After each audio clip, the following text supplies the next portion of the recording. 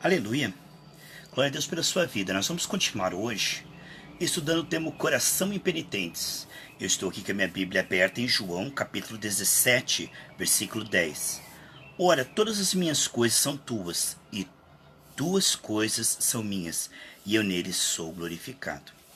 Havia, da parte de Cristo, uma entrega total, sem reservas. Uma entrega 100% integral. Desde a queda, o homem precisa, com a ajuda do Espírito Santo, se entregar. Se entregar à oração, se entregar à palavra, se entregar a Deus, se entregar realmente de coração, estando no meio de pessoas cheias do Espírito Santo, isto é, se entregar para contemplar.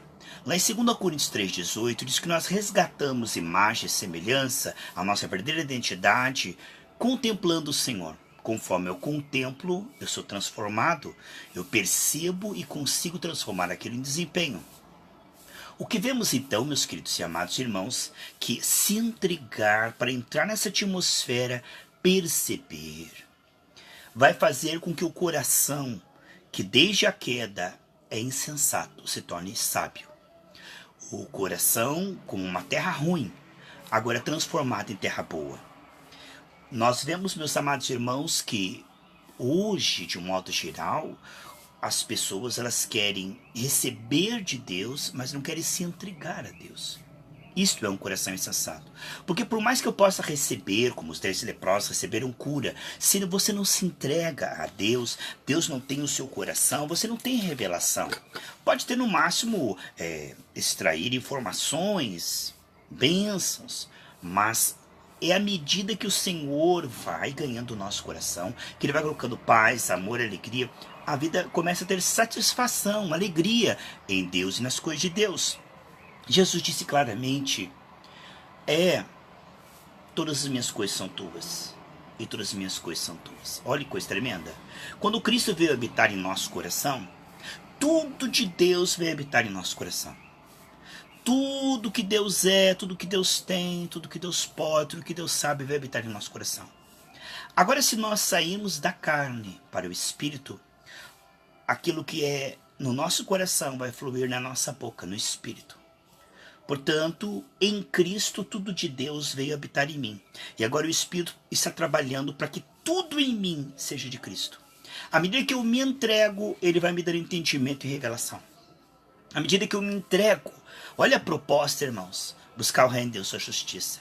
À medida que eu entrego e recebo revelação e sou transformado numa pessoa obediente, você vai vendo o que vai acontecendo, os olhos espirituais vão se abrindo.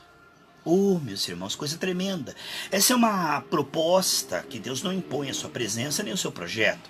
Mas à medida que eu e você começamos a compreender que Deus nos deu seu Espírito com um propósito, um povo todo seu, zeloso, especial e de boas obras.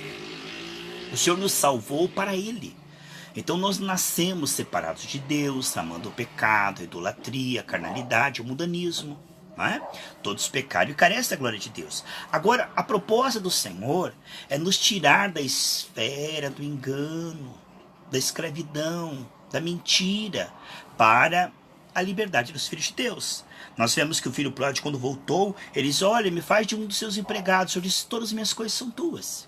Se nós pudéssemos compreender o quanto Deus está presente em nosso coração, o quanto Deus nos ama, e agora Ele quer nos ajudar, o Espírito Santo colocou em nós um gemido, diz Gálatas 4,6, Abba Pai. Portanto, vemos que um coração impenitente começa a ser domado. Como é importante o Evangelho da Graça, porque ela tem uma proposta clara, nítida, de nos tirar da esfera da rebeldia para se reconciliar com Deus. Muitas pessoas querem ser abençoadas por Deus sem se reconciliar com Deus. Quando nós nascemos de Deus, nós nascemos como bebês espirituais. Precisamos crescer, amadurecer, porque a presença do Senhor está aqui para nos levar à maturidade espiritual. Em Efésios diz na palavra do Senhor, 4, do 11 ao 13, que Deus deu uns para apóstolos, outros para profetas, outros para evangelistas, pastores e professores da Bíblia, visando o aperfeiçoamento dos salvos. A Bíblia diz claramente em Gálatas que enquanto o herdeiro for menino no entendimento, mesmo sendo herdeiro de tudo, ele não vai usufruir de nada daquilo. O que ele está falando disto é que nós precisamos, mais do que tudo, Gálatas 4:1, tá? Mais do que tudo, chegar à maturidade, no entendimento, pela renovação, no coração, para que essas emoções tóxicas que dão legalidade ao inimigo possam ser substituídas pelo fruto do Espírito. E tirar o homem do comodismo, do mundanismo, da carnalidade, da idolatria, para que o seu corpo seja um instrumento de glória, um instrumento de sinais, prodígios, maravilhas, de boas obras. Olha que coisa tremenda, que há uma obra para ser feita na alma do homem. Há uma obra, e a proposta da graça, ela nos expõe claramente, não por enigmas, o que é que Deus quer fazer quando vem habitar em nós. E aí o que nós vemos é o trabalhar da carne é militar contra o projeto de Deus, é tentar atrasar, impedir, através de outras ambições, como a terra que tinha muitos espinhos, através de distrações, da sedução do pecado, do engano do pecado, do mundanismo, procurando, através de recompensas carnais, manter o homem ali na esfera da contaminação, da carnalidade. Mas eu e você estamos nessa série maravilhosa, a série chamada Corações Impenitentes. Quantas pessoas, irmãos, não levam a sério que a qualquer momento a trombeta vai tocar? A Bíblia diz: em todo o tempo sejam alvas suas vestes, não falte o azeite sobre a sua cabeça. O Senhor Jesus vai voltar, e aqueles que estiverem com as vestes brancas e com o azeite transbordando, irmãos, olha, o azeite transbordando fala da consagração. Fala de investir com qualidade. Nós podemos ver isso em Atos dos Apóstolos, como eles eram dedicados no estar juntos, meditando a palavra, praticando a palavra, se arrependendo, se convertendo. E isto realmente é a proposta da verdadeira igreja. A igreja não é para ter entretenimento, não é para ter comércio. A igreja, Deus não criou para a nossa carne, para o nosso lazer, né? Atividades comerciais, mas Ele criou a igreja porque o homem, desde a queda, precisa de ensino, transformação, precisa ser ensinado. Quando Ele mandou os discípulos irem e ensinar eles guardarem todas as coisas que vos tenho ensinado. Portanto, em Mateus capítulo 28, ele manda gerar discípulos, não adeptos ou simpatizantes ou frequentadores, não pessoas que apenas frequentam as igrejas ou pessoas que são membros da igreja, só isso, não. Ele diz: ide e gerai discípulos. Discípulo é aquele que aprende para praticar, para se envolver com o projeto de Deus, com o propósito de transformar isto em obediência no Espírito.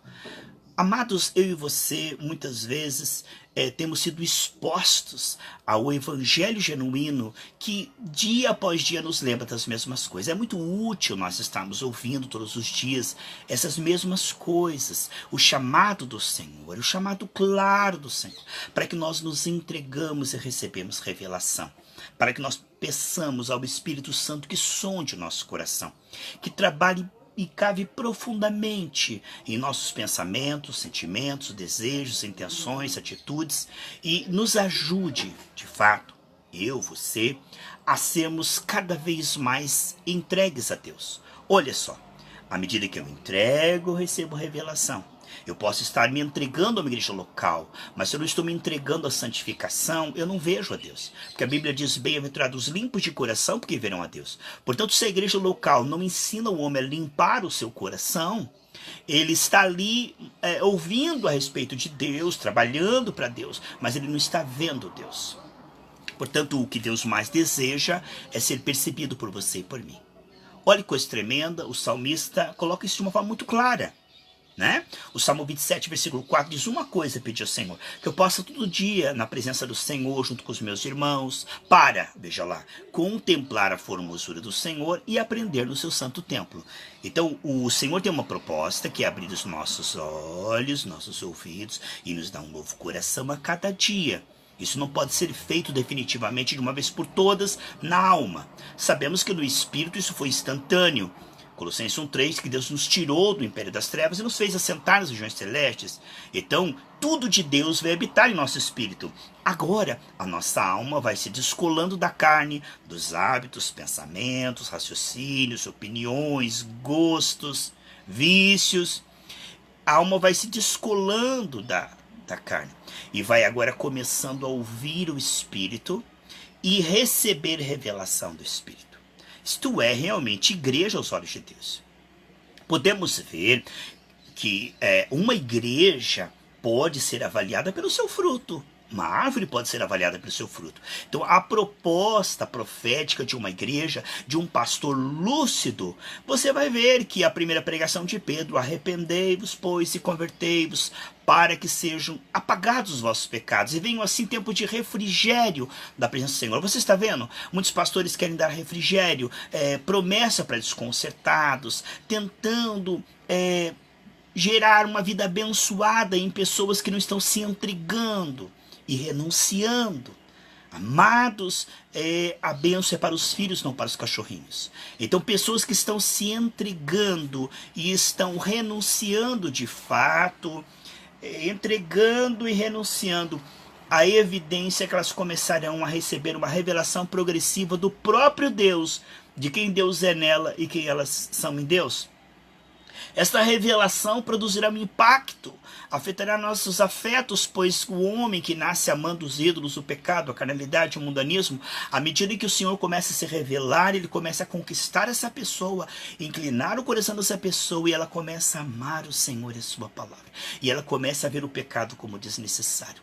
E ela começa a ter nojo do pecado. E ela começa a, de todo o coração, não apenas o perdão do pecado, mas ela deseja intensamente. Isso é uma evidência de que realmente ela está no verdadeiro ensino e tem um coração correto. Semente boa numa terra boa vai produzir um raminho, vai produzir um talinho, certo?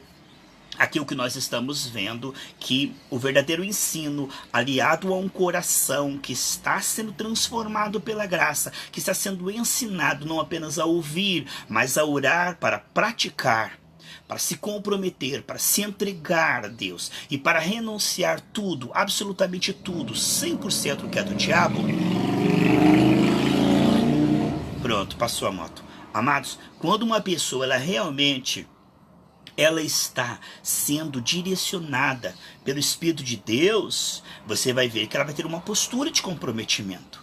Ela vai ter realmente uma entrega de qualidade e uma renúncia de qualidade. Hoje, muitas vezes, isso está completamente ausente nas mensagens, na proposta da igreja local. Muitas pessoas estão misturado com mundanismo, carnalidade, completamente sensuais, mundanas, e elas estão completamente cegadas, como aquelas virgens que estavam dormindo sem azeite. São cegos guiando cegos.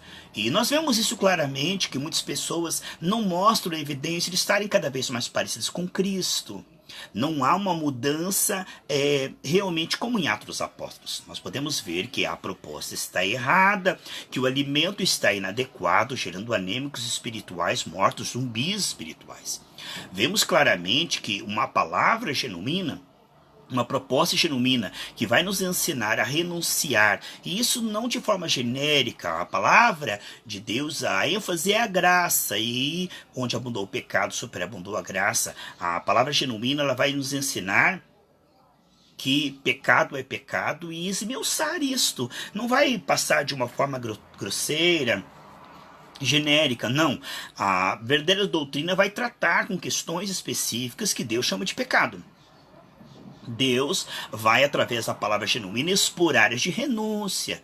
Não que você vai ter que largar, não que você vai ter que mudar a si mesmo por baixo de culpa ou esforço na carne, mas a própria graça é a solução. O mesmo Deus que nos ensina a renunciar, o mesmo Deus que nos ensina a chamar pecado de pecado, o mesmo Deus que mostra claramente para nós aquilo que tem que sair da nossa vida, fará isso através da nossa oração, nossa entrega. Veja, eu decido renunciar aquilo, né? E eu não vou largar aquilo só porque eu decidi renunciar, entende? Eu decidi largar aquilo. Agora eu preciso me entregar a Deus para que Deus tire. Porque eis aí o Cordeiro de Deus que tira o pecado do mundo. Não é que eu decidi largar, eu vou largar. não é? O homem está acostumado com o pecado, unido com o pecado, com raízes profundas na sua alma. Isto aí não é uma tarefa humana. O Cordeiro de Deus que tira o pecado, ele não apenas expõe, né? O médico ele não veio para os sãos, mas para que eles reconheçam as suas enfermidades espirituais. Todos pecaram e carecem da glória de Deus. Quando a palavra de Deus genuína, ela vem não para trazer culpa ou esforço na carne, mas quando a palavra genuína vem, ela expõe de uma forma clara que não somente o Senhor chama aquilo de pecado, como ele se compromete em nos ajudar em todo o processo. Desde o processo da confissão, o arrependimento, a renúncia, até o nojo, o abandono daquele pecado. Muitas vezes isso acontece por um processo, mas no momento em que eu e você chamamos pecado de pecado, em 1 Coríntios 11:31 diz que quando eu e você chamamos pecado de pecado, não somos julgados naquilo. Deus se torna nosso advogado e começa a trabalhar naquilo para nós. É em nós e através de nós. Então ele se torna responsável em nos santificar. Eu sou o Senhor que te santifica. Ele diz em 1 Tessalonicenses 5, 23 e 24 que o mesmo Deus que nos chamou é fiel para santificar nosso espírito, alma e corpo. Então esse trabalhar da graça é tão maravilhoso que até quando ele nos corrige, ele não coloca peso ou culpa, né, nem desespero. A graça, ela faz isso de uma maneira tão maravilhosa que quando ela expõe áreas de renúncia, ela dá um novo querer, um novo efetuar. Ela dá a nós a condição de crer que Deus está tratando com aquilo. E à medida que ele vai expondo áreas que nós precisamos abandonar, áreas que estão nos cegando, que estão dando legalidade ao inimigo, que estão realmente impedindo nossa frutificação, nosso bom testemunho. Essas áreas são reveladas pelo evangelho genuíno, que vai transformando aquele coração e vai ajudando aquela pessoa e vai retirando daquela pessoa o amor pelo pecado.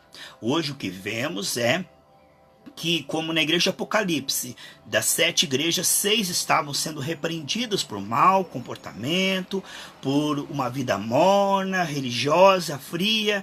Das 7 igrejas, 6 precisavam de repreensão. Mas a Bíblia mesmo diz que nos últimos dias os homens não quererão ouvir a doutrina verdadeira e procurarão mestres que apoiem e incentivem o seu pecado, mundanismo e carnalidade, dando as promessas de Deus e iludindo as pessoas desconcertadas. Venha como está e fique assim para sempre. Então não há transformação de caráter, não há realmente divisor de águas. A pessoa entrou ali e continua igual, só está esperando a bênção ou está trabalhando para Deus dentro do templo. Portanto, aquela igreja não está produzindo santos, aquela igreja não está produzindo salvos, mas sim pecadores em série, mornos. Aquela igreja está gerando pessoas combustível para o inferno. Elas estão se enganando, porque elas estão ali, mas não estão se entregando, se santificando. Elas não estão aproveitando realmente o chamado do Senhor à santificação. Portanto, o Senhor nos salva e nos dá agora a oportunidade de nos entregarmos e continuar nos entregando.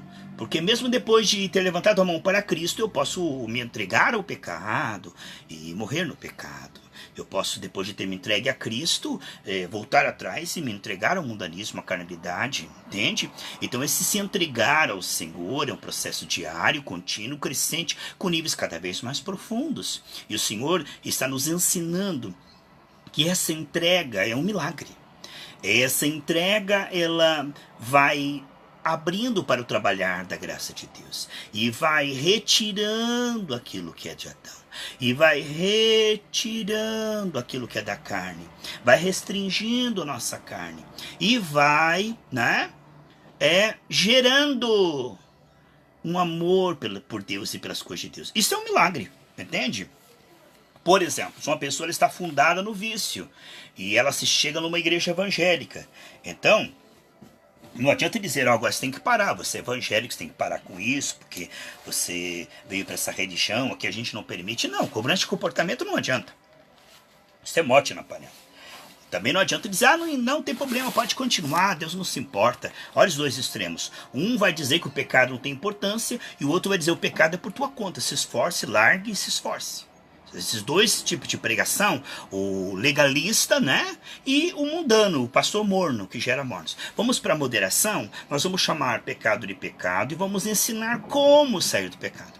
Porque não adianta você dizer para uma pessoa que ela está errada e não explicar para ela a saída. Se você está numa rua de mão única na contramão, e alguém diz assim, olha, você está na contramão, ele diz, eu sei, eu já notei que sou na contramão, mas como é que eu vou fazer o balão e sair da contramão? Eu já notei, já senti, já percebi que estou na contramão. Então a pessoa, quando ela entra na igreja, muitas vezes ela entra culpada, com medo, cheia de complexos e culpas, todo esse lixo.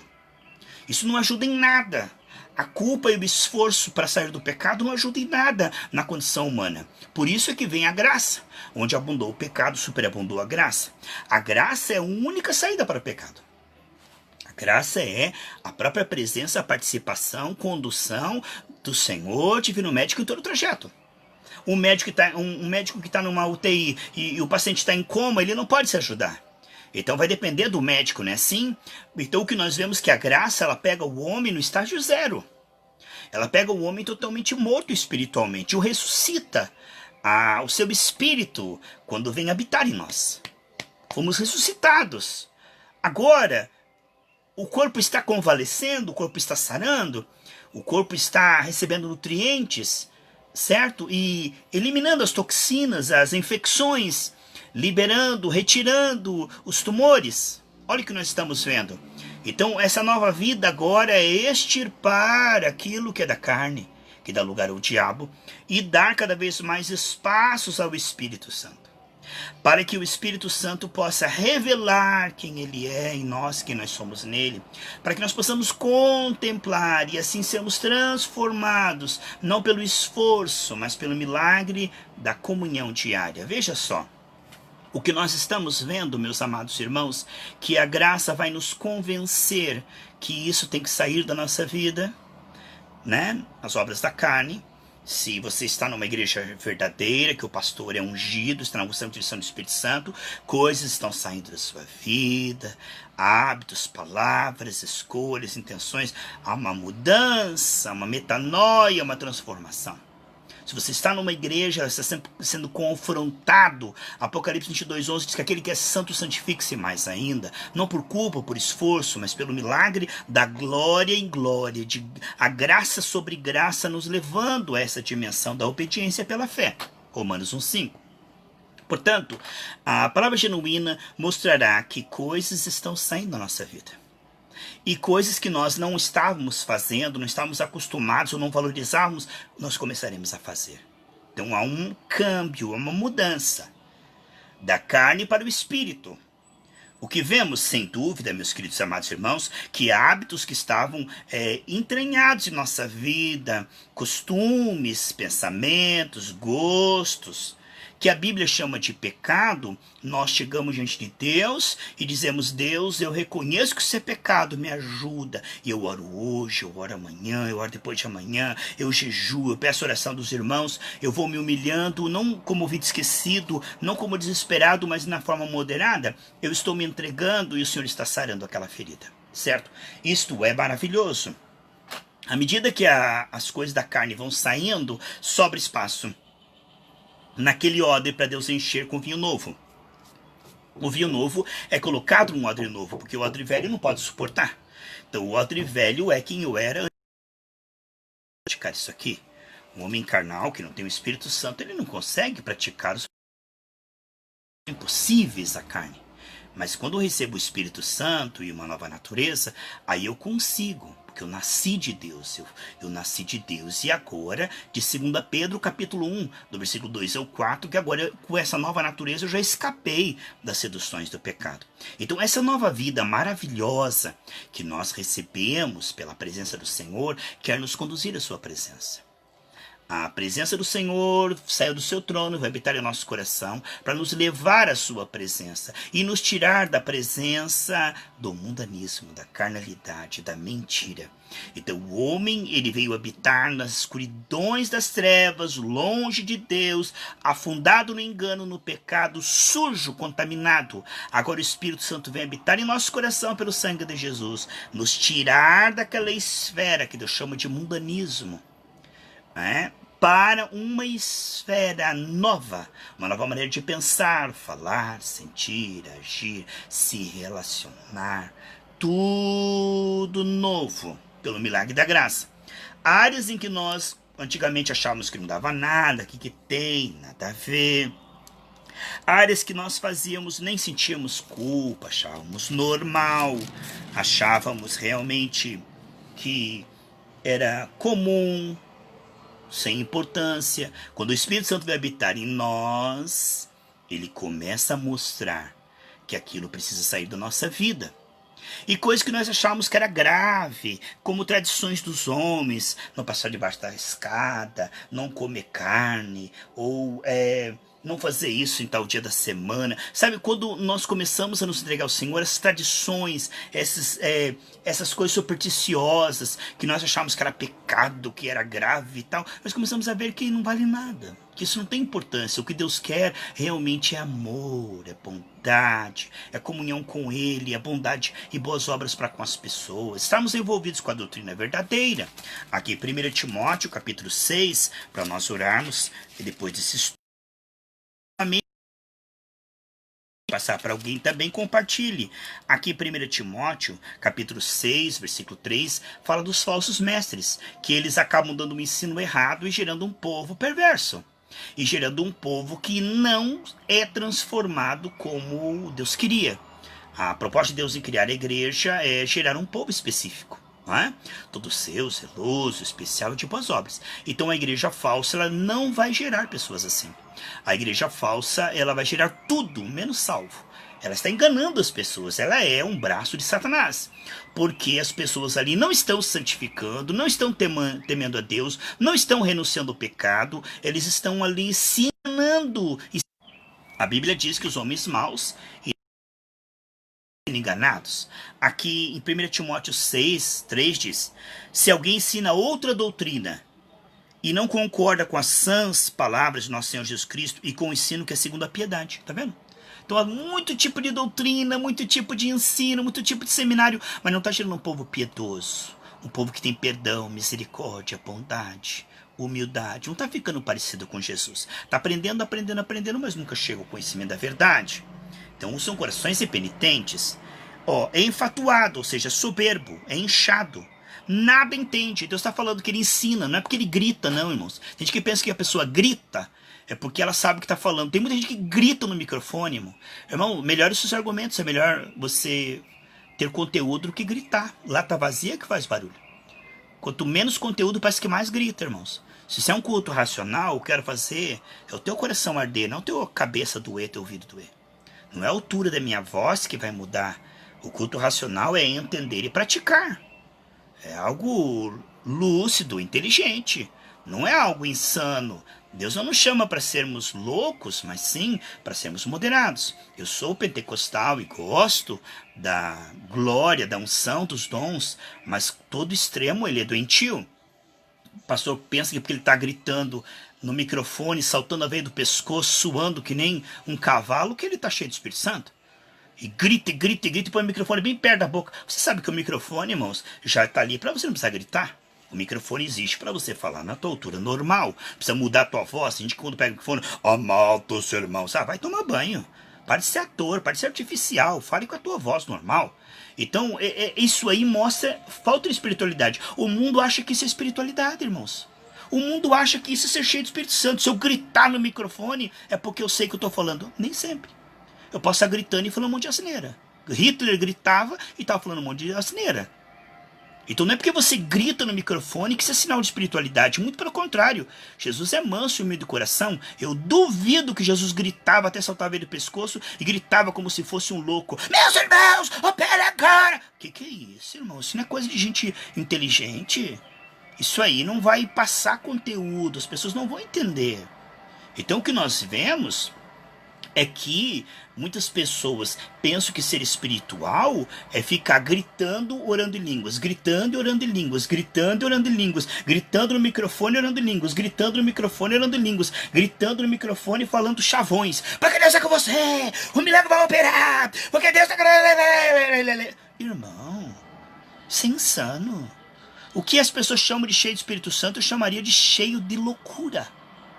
Esse tipo de pregador não ensina o povo não sai dali arrependido, ele sai dali enganado, cheio de promessas, o povo desconcertado. Sabe, amados, eu amo a oração em línguas. Paulo diz, eu oro em línguas mais que todos vocês, mas não no microfone, porque eu quero que as pessoas entendam. Então, a pessoa pensa que porque, sabe, eu vejo muitos pregadores, irmãos, aqui no Facebook, falando coisa com coisa. E aí coloca línguas no meio, pronto, agora é espiritual. Porque colocou língua, aquilo ali quer dizer que é espiritual. Só porque ele colocou línguas estranhas é porque ele está cheio do Espírito Santo. Não! Oração em línguas não quer dizer que está cheio de Espírito Santo. É o dom de línguas, é o dom. Sim, meus irmãos, importante. Mas na pregação, no ensino, é preciso que haja clareza, nitidez na expressão. Então hoje, muitas vezes, a pregação, ela não tem arrependimento. O homem revela a placa do carro, revela o RG do irmão, com quem que o irmão vai casar. É isso mesmo, Melanie, só mexe com as emoções, é a alma. Sabe, é cego guiando cego. Porque ele grita no microfone, mas o povo não larga a mágoa, o mundanismo, a carnalidade. Sabe, são pessoas soberbas, críticas, sem amor, sem misericórdia. Pessoas avarentas que só vão ali buscar bênção, que só vão ali buscar os seus interesses. Não estão se entregando a Deus, ao reino, entende? E aí julgam as outras, são impiedosas, são cruéis, são, assim, soberbas. Acho que só lá tem unção, que Deus só está lá. Então, nós vemos que o Espírito de Deus tem características. A sabedoria de Deus, como disse a Selma, em primeiro lugar, é pura. O que é pura, irmãos? Que diz sabedoria de Deus, primeiramente, é pura. A primeira coisa é o sangue de Jesus. Se não tem nem Deus, não tem nem unção, não tem nada, não tem Espírito Santo. Sabedoria primeiramente pura. O que é pura? Sangue. O sangue aplicado sobre os corações penitentes, humildes, que estão ali temendo, que estão ali com simplicidade, chamando pecado de pecado, que ao invés de ficar olhando o defeito dos outros, estão se humilhando. Eu vou no culto para me entregar, eu vou no culto para me arrepender, eu vou no culto para me converter, eu vou no culto para me entregar mais a Deus, eu vou no culto para buscar Deus de todo o coração. Isso aí é uma sabedoria pura. Eu estou indo ali para me purificar, eu estou indo ali para me transformar, eu estou indo ali para me envolver, para me entregar, para ser cada vez mais de Deus, comprometido com Deus e com as pessoas. Aqui o que nós estamos vendo, sem dúvida, é que você pode ver que um homem é cheio do Espírito Santo, não porque ele grita ou porque ele fala em línguas, mas pelo conteúdo. Se não há arrependimento, se não há temor, não há santificação, não há renúncia, se não há uma pregação que te tira de para, se não há um confronto para com a carnalidade, o mundanismo, não é a palavra de Deus. Pode gritar à vontade, pode chamar de poderoso, pode revelar tudo, pode gritar, pode orar em línguas, pode plantar bananeira, pode levitar, pode acontecer milagres sem parar, mas não é o Espírito de Deus. Porque Deus não pode contradizer. Se olha a primeira pregação de Pedro, depois dele curar o enfermo, o povo ficou tudo alvoroçado. Ele falou, por que vocês estão assim? Se arrependam, se convertam, larguem o pecado, se batizem nas águas. Entende? Aí está, Pedro podia dar uma pregação e ostentar e gritar e plantar bananeira. Ele falou, por que vocês estão admirados que esse homem foi curado? Foi o nome de Jesus e a fé no nome de Jesus que curou este homem. Vamos se arrepender, gente, vamos se converter, vamos se comprometer com Deus, vamos largar o mundo, vamos se batizar nas águas, vamos viver para Deus. Aí está, irmão. Você acha que Deus tem 2 mensagens, 3 mensagens? Não há nada de novo debaixo dos céus. O que nós vemos que a ovelha conhece a voz do bom pastor. De maneira alguma seguirá estranhos. Você pode ir em 10, 20 igrejas, você discerne o espírito do pregador, você discerne que espírito que está falando nele. Se não há arrependimento, se só há promessa desconcertado, se só se fala de bênção, de anjo, de milagre, de vitória, de poder, mas não se fala de arrependimento, de renúncia, de cruz, não é o Espírito de Deus, irmão. Não é o Espírito de Deus. Por favor, não seja ingênuo, não vá tudo que tudo é Deus, tudo é Espírito Santo, tudo é cheio de Espírito Santo. Larga de ser ingênuo, irmãos. Ter discernimento, a Bíblia diz em Mateus 24, que nos últimos dias haveriam muitos falsos profetas. Para nós tomar cuidado. Então há muita gente, irmão, que está ouvindo uma mensagem que não está mudando o caráter dela. Não está preparando ela para ver o Senhor Jesus Cristo. É verdade, Selma, que teatro gospel. O cara fica ali que nem um ator, um super ungido ativar, e grita, e estribucha, e ora em línguas, e torce o olho, e fala isso, e fala aquilo. E cadê o povo largando o pecado? Revela tudo, mas não revela a falta de amor, a falta de perdão, né? Revela tudo, irmão. Mas só não revela a palavra de Deus revelada. Eu prefiro, irmão, a palavra de Deus revelada. Essa é a verdadeira revelação. Não que eu sou contra revelações, eu amo as revelações, profecias, oração em línguas. Não me leve a mal, irmão, eu não sou antipentecostal, não. Eu sou contra o neopentecostalismo. Porque o verdadeiro Pentecostes, aqui na palavra de Deus, os dons estão abaixo da palavra. O Salmo 138,2 diz que a palavra de Deus está acima de tudo. Agora o pastor está ensinando, ou está orando em línguas e gritando, ou está profetizando. É um papel. Irmão, a palavra de Deus está acima dos dons. A palavra de Deus está acima da profecia, da experiência, da cura, do milagre. A palavra de Deus está acima de tudo. Então nós precisamos colocar a palavra no centro do jardim, porque ela é a árvore da vida, no centro do nosso coração, no centro do culto. O centro do culto não pode ser teatro, dança, cantina, venda. O centro das nossas reuniões, seja em casa, ou na igreja, ou no carro, onde estivermos, o centro é a palavra de Deus, mas a palavra genuína, não qualquer palavra. Ah, estou ouvindo a palavra de Deus, não é nada. Tem gente que sai de casa para gastar gasolina, irmão. Sai de casa, vai pro culto e volta mais vazio, volta nervoso, reclamando do culto e volta mal oprimido do que foi. Por quê? Porque não ouviu a palavra de Deus no espírito. Ela recebeu um alimento errado. O pregador tá cego, irmãos. É como uma virgem que tá dormindo sem azeite, que não pode ajudar ninguém. Eu quero orar com você, tá bom, queridos? Eu amo a tua alma, por isso eu falo assim. Não estou julgando que sou melhor que ninguém, porque eu também preciso da misericórdia, da graça de Deus. Orem por mim para que eu pregue melhor, tá bom, amados? E eu sei que tem muita gente pregando o evangelho verdadeiro em muitas igrejas. Tem muito homem de Deus ainda. Elias uma vez se escondeu na caverna, ficou triste.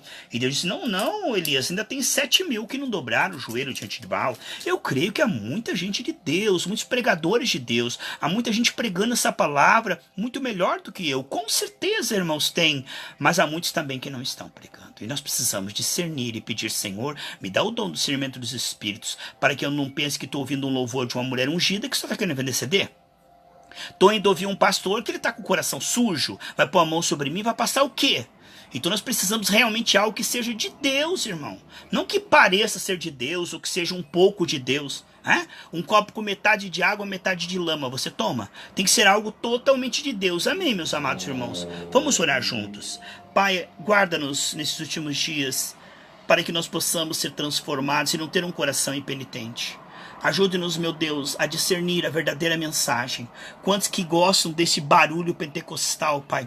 Que gostam dessa balbúrdia, dessa confusão, dessa gritaria. E rola pra cá e pula pra lá e grita pra lá, mas ninguém é transformado, ninguém se arrepende, ninguém se converte. Meu Deus, isto é engano. Esse neopentecostalismo é engano. Assim como as igrejas tradicionais que proíbem os dons também é um engano, Pai. Porque nós precisamos da moderação. Os dons são importantes, mas sim o que nós precisamos é de moderação, é de ordem e decência, Pai. Em nome de Jesus, amém. Amém, Jesus. Amados, glória a Deus pela sua vida. Nem as igrejas frias, sem dons, e nem essa bagunça neopentecostal. A moderação, o equilíbrio. Culto racional, não culto emocional, culto racional. Culto onde eu entendo, me arrependo, me converto e mudo. Saio dali, que é metanoia, mudança de mente. Eu saio dali pensando diferente. Eu saio dali com um novo coração, uma nova mentalidade. Se não acontece isso nos teus cultos, você está perdendo a tua gasolina. Que Deus tenha misericórdia em nome de Jesus.